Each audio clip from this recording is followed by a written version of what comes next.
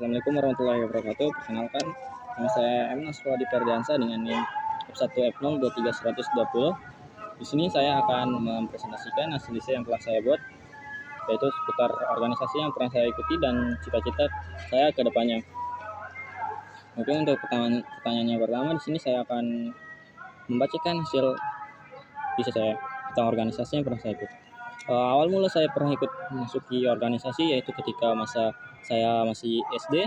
Di situ saya sudah menjadi bagian dari organisasi kepengurusan kelas. Di situ saya menjadi bagian sebagai bendahara di pengurusan kelas tersebut. Nah, di sini saya sebagai bendahara mempunyai tugas untuk mempertanggungjawabkan semua terkait keuangan yang ada seputar kelas, baik itu uang kas setiap minggu atau pengeluaran yang akan dilakukan ketika kita membutuhkan uang untuk dikeluarkan pada kegiatan acara kelas. Di sini saya mempunyai sistem terhadap pembayaran kas kelas saya sebagai bendahara. Di sini saya melakukan pembayaran uang kas per minggu sebanyak 1.000. Nah, jika mereka melanggar atau menunggak selama seminggu itu, maka akan dikenakan denda sebanyak Rp3.000. Oke, di situ hanya itu yang dapat saya sampaikan kepada ketika saya masih SD. Kemudian lanjut ketika saya beranjak menjadi mahasiswa SMP. Nah, di sini saya tidak mengikuti organisasi di sekolah, melainkan saya mengikuti organisasi di daerah saya, yaitu di rumah, sebagai remaja masjid. Di sini saya mengikuti organisasi remaja masjid di divisi bagian kemasyarakatan. Kenapa saya mengambil divisi ini? Karena di sini bertujuan untuk kita dapat lebih dekat dengan masyarakat. Di sini ada tujuan dari kegiatan di bagian kemasyarakatan ini. Di sini yang pertama itu untuk mengorganisir kegiatan penggalangan dana terkait mungkin ada kegiatan-kegiatan yang akan kita laksanakan di desa. Kami melakukan penggalangan dana ataupun ketika ada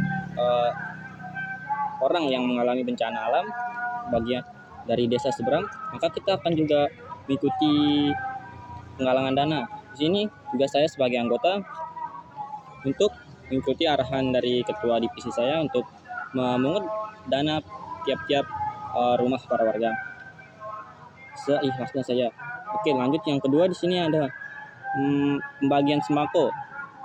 Di sini juga kita membagikan sembako kepada masyarakat yang membutuhkan ketika pada bulan Ramadan atau mendekati seperti Idul Fitri.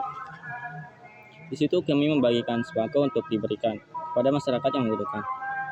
Dan yang ketiga, di sini kerjaan dari divisi kemasyarakatan itu di sini untuk mengadakan acara santunan kepada anak-anak yatim di masjid. Oke, selanjutnya ketika saya masuk SMA. Di sini di SMA saya mengikuti organisasi PMR, Palang Merah Remaja. Dan di sini saya mengikuti PMR di bagian pendonoran darah. Di sini ada beberapa divisi seperti divisi pertolongan pertama, kesehatan gizi, donor darah, kesehatan lingkungan, dan divisi komunikasi dan informasi. Di sini saya mengambil divisi pendonoran darah, yang dimana tupoksi dari pendonoran darah ini sendiri adalah untuk mengajak siswa-siswa yang ada di sekolah untuk melakukan acara acara donor darah kepada orang-orang yang membutuhkan. Begitupun jika ada masyarakat di sekitar yang ingin melakukan donor darah di sekitar sekolah, maka kami akan memberikan izin untuk mereka. Di sini saya berperan sebagai anggota pada bagian divisi ini. Kemudian di sini juga kami bekerja sama dengan PMI untuk mengadakan kegiatan donor darah ini dan memberikan informasi tentang manfaat donor darah kepada siswa atau masyarakat sekitar yang ada di sana. Kemudian lanjut ketika saya beranjak menjadi mahasiswa di kampus Universitas Mataram. Di sini saya mengikuti organisasi yang bernama Himpunan Mahasiswa Teknik Industri. Di sini saya mengikuti himpunan ini dan mengikuti di bagian Departemen Pendidikan. Di sini saya menjabat sebagai anggota. Di sini peran saya pada Departemen Pendidikan ini lumayan penting ya. Mungkin di sini saya berperan untuk membantu ketua ketika menjalankan program kerja yang diadakan. Misal ketua tidak dapat menghadiri acara-acara, di sini saya akan membantu ketua untuk menggantikan peran ketua. Di sini kami juga mempunyai program kerja. Di sini seperti belajar bareng. Nah, di program kerja belajar bersama ini, di sini saya menjadi MC pada kegiatan ini. Kemudian mengikuti kegiatan PKM, yang dimana kegiatan ini merupakan salah satu program kerja yang kami buat di departemen ini. Mungkin hanya itu organisasi yang dapat saya sampaikan kepada pendengar. Di sini lanjut ke pertanyaan kedua tentang cita-cita saya ke depannya. Di sini setiap orang mempunyai cita-cita, begitupun saya. Bagi saya cita-cita terbesar adalah menjadi seorang bos dalam perusahaan. Nah, di sini saya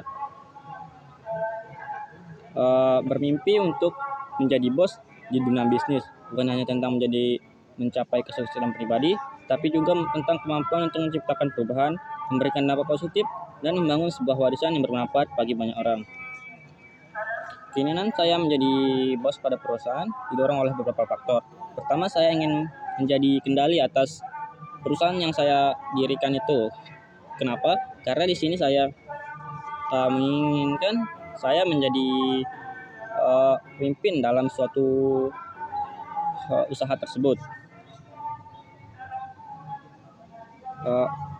Saya ingin membangun sebuah perusahaan yang tidak hanya sukses secara finansial, tapi juga memiliki budaya kerja yang positif, inovatif, dan beretika. Kedua, di sini saya tertarik terhadap tantangan untuk menjadi bos pada perusahaan ini.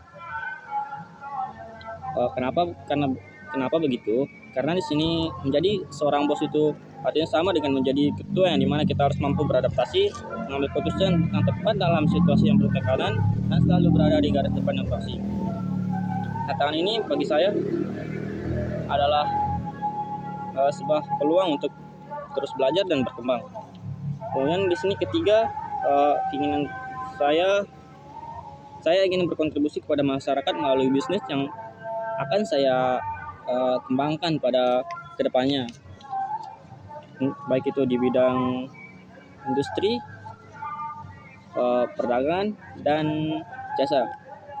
Tetapi di sini saya hanya memfokuskan saya ingin menjadi bos pada perusahaan di bidang industri. Kemudian saat ini saya sedang berfokus mengajar pendidikan di bidang industri, yaitu tepatnya di Fakultas Unham dengan prodi Teknik Industri. Kenapa saya mengambil teknik industri ketimbang manajemen untuk menjadi sebuah bos dalam perusahaan? Karena saya meyakinkan bahwa teknik industri ini mempunyai potensi besar terhadap bidang industri ke depannya.